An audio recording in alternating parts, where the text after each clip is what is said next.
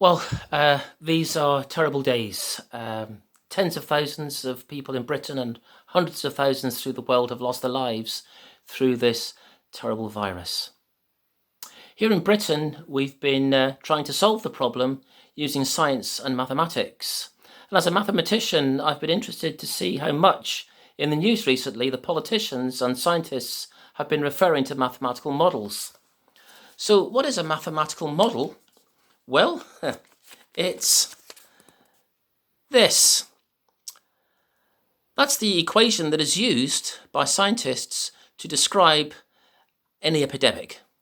I dash is the rate at which infections are increasing with time. And you might notice that R there, that's been mentioned in the news. It was mentioned by Nicola Sturgeon just last week. It's called the reproductive rate. And it depends on that number A, which is related to social distancing. And you may have heard that if we can reduce that R down to below 1, then the rate of infection decreases and we can help to solve the problem. And the way that we've managed to do that in recent days is by bringing that value A down, and we've done that through social distancing because the value A is proportional to the number of meetings and encounters that there are between people. So sometimes people might ask, well, of what practical use is mathematics in real life?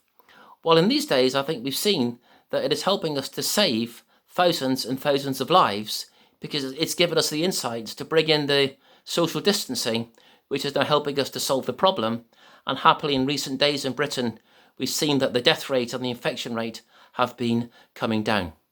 And the power of mathematics is its ability to take a complex situation and to strip it down to its most basic fundamental components, thus enabling us to see clearly and to find solutions.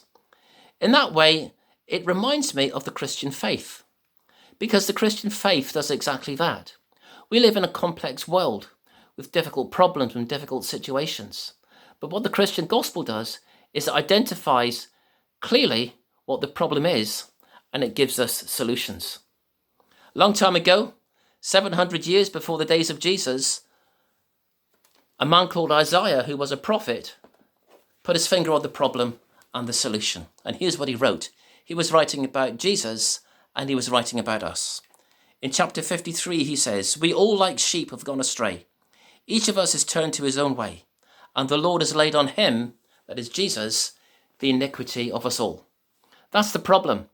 We live in a complex world with complex problems. The problem is we've gone astray. We've turned to our own way, and as a result, we've made a mess of the world.